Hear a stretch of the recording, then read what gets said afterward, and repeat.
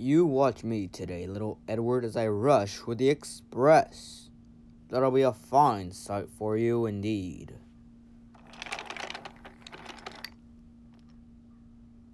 A goods train, a goods train, a goods train. Edward, Gordon is stuck on the hill, and he needs your help. Could you go fetch him, please? All right, I'll go. Help has arrived, Gordon.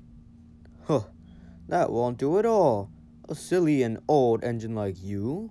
Fine, then you won't get my help. Wait, I was just kidding. Hello everyone, welcome back for another review. Today's item that we will be reviewing today will be Gordon the Big Engine.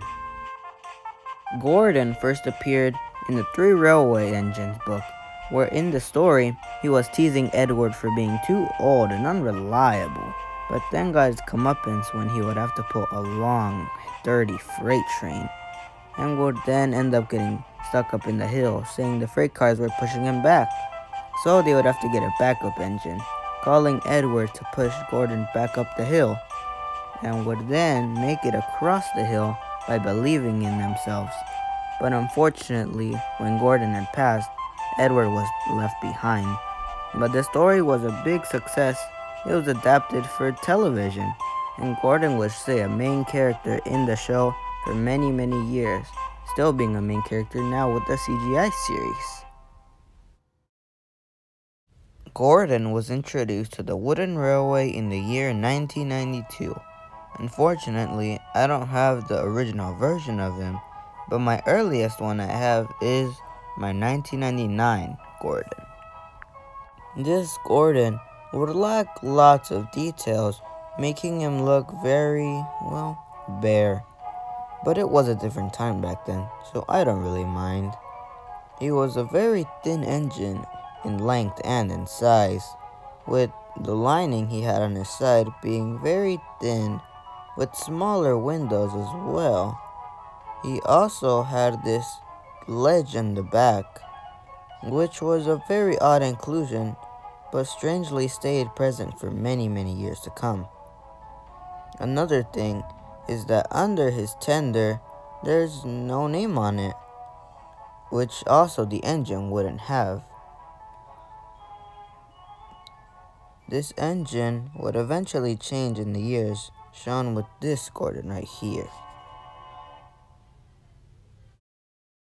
One thing that people really like about these variants are the faces, showing right here that they are very well made and they look very accurate to in the show. But even though these models were very simple, they sold very well. Even though mine is a bit different from the original, like, the magnets, the wheel, some of the plastic coal, the plastic smoke box, but it's practically the same version nonetheless. These models were sold for many, many years, but after the licensing for Thomas was sold to Hit Entertainment, they would have to be retired and be given a redesign, which would lead to a 2003 Wooden Railway Gordon.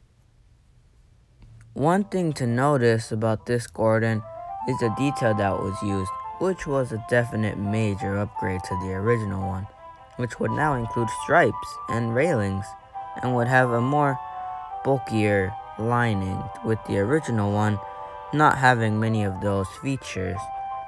Like, the lining is bolder on the new one, unlike the old one. But the paint would also strangely change. The tone of this one was more brighter than the older one, being a lot more darker than the other version. But a thing that was added for this Gordon was the inclusion of the slope piece, which was never included before, but was a nice inclusion. Some things in this Gordon didn't change, like the magnets and the wheels, but an odd change, as mentioned on Henry's review, is that the dome was changed to plastic, unlike the original one, which was using actual wood, but was probably for, cost purposes. But I think now it's time that we should probably check the faces on him. The face for this Gordon is very peculiar because there's something very off about his face. It doesn't look nor seem like Gordon, because with the previous version, it reminded me a lot of Gordon, but the new one really doesn't. It looks like this would have fit probably a new character or another character. These two variants differ from each other because the faces look nothing alike, because this newer Gordon has a really weird, odd face with the teeth and everything. But the Gordon on the other side, he has the more original model. I've had this Gordon for a really long time, but I'm still trying to get used to it. But I honestly prefer the older one much more. But now, I think it's a good time we talk about the engines themselves. One thing is that this body has definitely widened and gotten taller from time to time, and would look really nice. Obviously, this variant has many details included, which would look better unlike the older variant, which would look good, but would be missing many of its core details. Besides those points, their proportions are very different in height, but their length is almost the exact same. As you can see, they're not so off. The back ledge gives it sort of a more lengthier type of position, which gives it an advantage. Oh, don't mind that E. These Gordons, having their upgrades and downgrades, are good in some ways and bad in other ways, but I still honestly prefer this Gordon Supreme over that one. Thank you, Gordon and Gordon, for being here, but now it's time to bring out their tenders.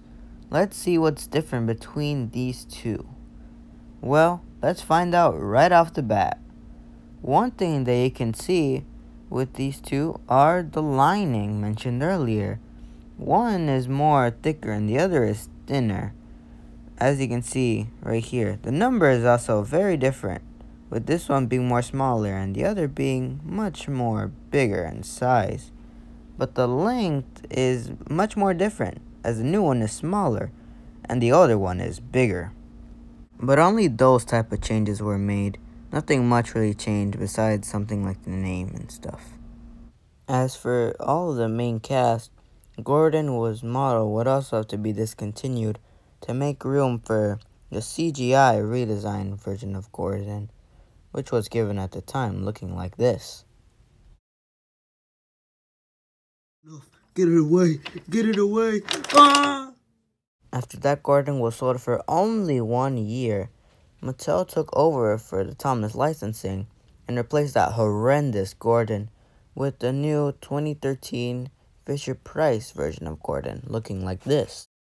This Gordon would improve in the face, looking much more like Gordon, unlike the 2012 variant, with upgraded details, but would then be retired 5 years later, and would be replaced with the 2017 Gordon, which the only thing that changed was a small face, until officially being replaced with the new Thomas Wood Gordon. Wait, that's my Thomas Wood?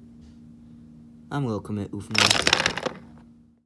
Anyways, that's all I have to say about Gordon. What are my thoughts about him?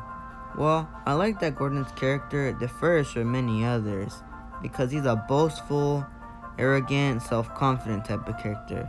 He's nothing like Thomas per se, and can be a very entertaining character at times.